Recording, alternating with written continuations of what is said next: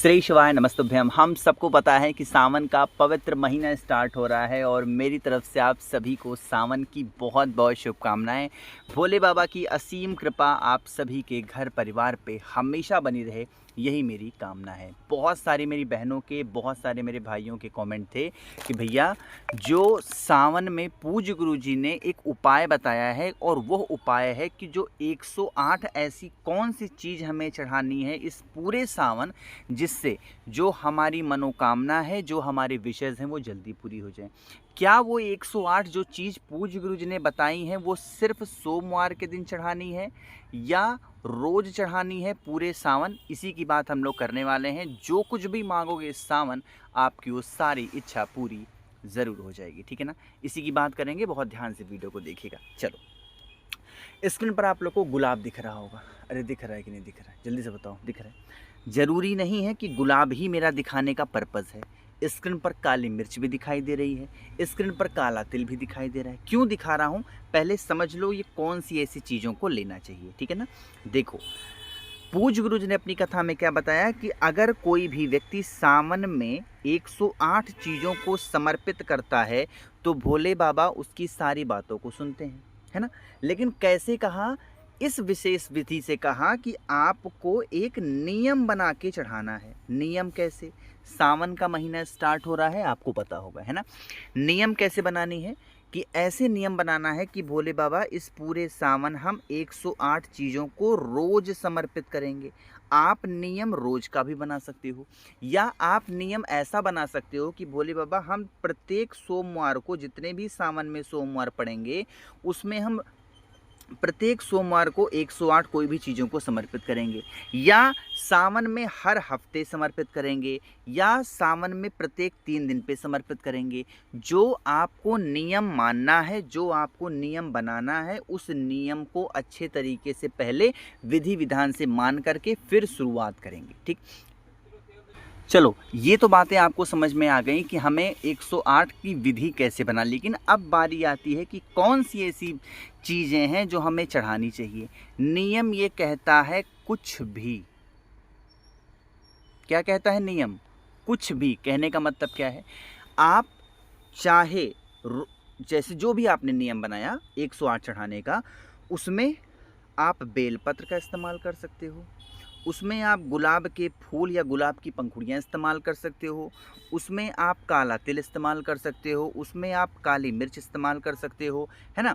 उसमें आप मूंग के दाने इस्तेमाल कर सकते हो, उसमें आप गुड़ इस्तेमाल कर सकते हो, उसमें आप एक एक के सिक्के इस्तेमाल कर सकते हो। जैसी जो जो चीज़ें आपको ईजिली मिल सकती हैं, चावल इस्तेमाल कर सकते हो, है ना। जो भी चीज़ें, कहने का मतलब इसमें कोई विधि की बात है ही नहीं कि नहीं हमें यही चढ़ाना है। नहीं, आपको किसी दिन बेलपत्र मिल गया, बेल पर चढ़ा दिया, कभी गुलाब का फूल मिल गया, गुलाब का फूल चढ़ा दिया, कहीं चावल मिला, चावल चढ़ा दिए। कुछ भी नहीं मिला तो 108 बार गए ताली ही बजाए।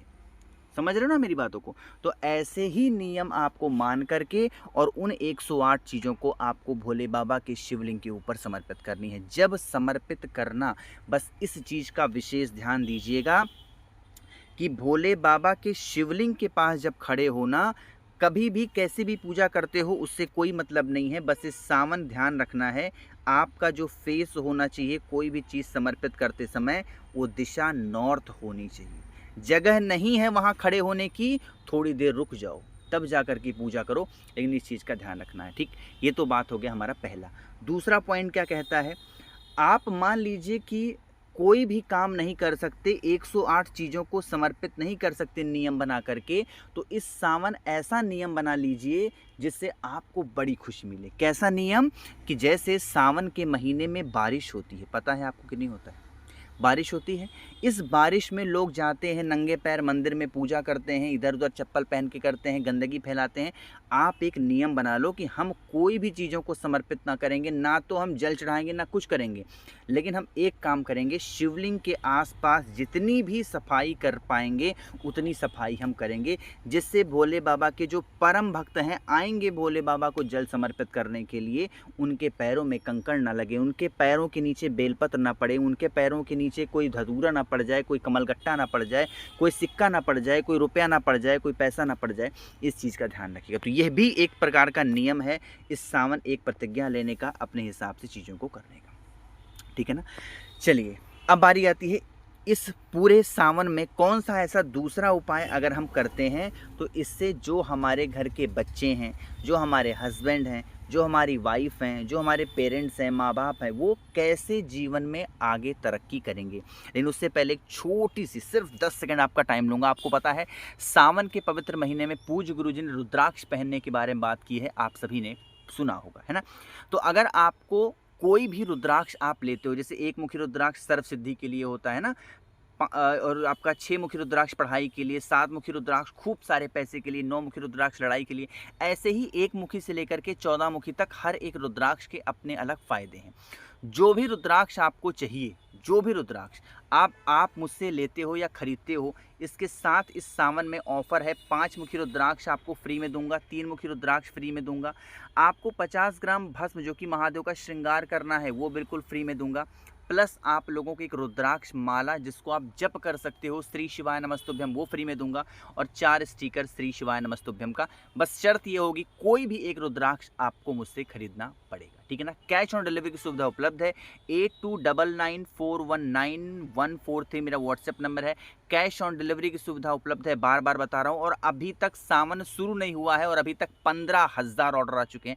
आप सभी के इस प्रेम के लिए दिल से धन्यवाद। ठीक, चलिए अब आगे बढ़ते हैं हम इस उपाय की तरफ।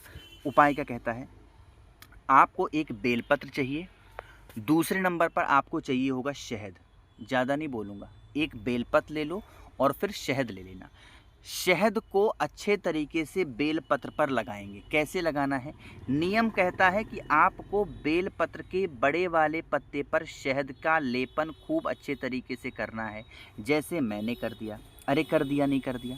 अब आप लोगों को अपना अंगूठा और अपनी कानी उंगली किसको बोलते हैं, जो सबसे छोटी उंगली होती है, लिटिल फिंगर, उस दोनों उंगलियों का इस्तेमाल करके यहाँ पर जहाँ मैं रेड कलर से पेंट कर रहा हूँ, यहाँ पर आपको पकड़ना है।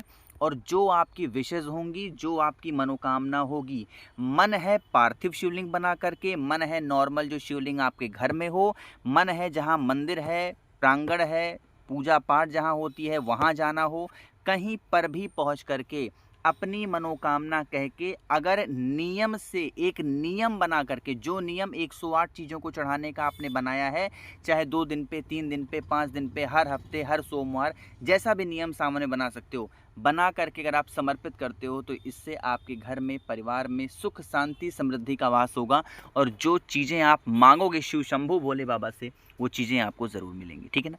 चलिए आगे बढ़ते हैं इस वीडियो के सबसे आखिरी अपने तीसरे उपाय की तरफ, जो कि हमें दूध से करना होगा, है ना। अब देखो, दूध का ये उपाय हम करने जा रहे हैं स्पेशली सावन के महीने में। बारिश में बड़ी चिपचिपाहट होती है और किसका रूप लेती है वो, बीमारी का। या पहले से आपके घर में रोग बीमारियां बहुत ज़्यादा हैं, चिंतित हो, परेशान चल रहे हो, तो आप इस उपाय को ज़रूर करेंगे। इस उपाय का नियम क्या है कि हमें रोग बीमारी के लिए दूध का इस्तेमाल करना है।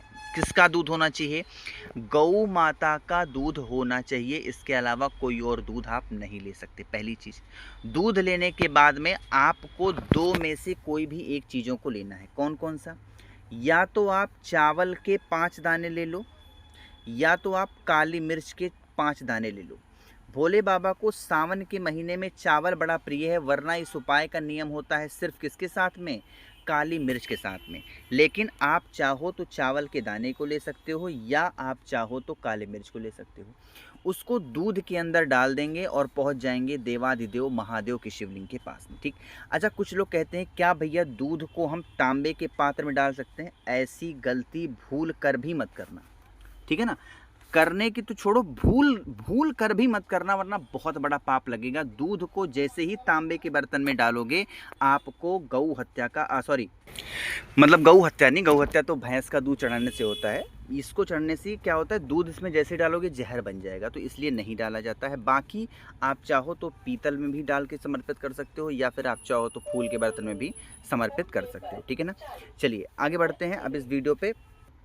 तो भाई मैंने कोशिश की सावन में आप सभी को बहुत ही प्यार से सारी बातों को बताने की। कोई चीज़ें क्लियर नहीं है या समझ में नहीं आती हैं, मुझसे नीचे कमेंट सेक्शन में पूछिएगा। नंबर मेरा दोबारा नोट कर लो, व्हाट्सएप नंबर है। हर एक चीज़ों की डिलीवरी आपके घर तक पहुंचेगी कैश ऑन डिलीवरी पे। 8299419143। चैनल को ज़रूर सब्सक्राइब करेंगे और वीडियो को लाइक करना है। श्री शिवाय, नमस्तुभ्यम।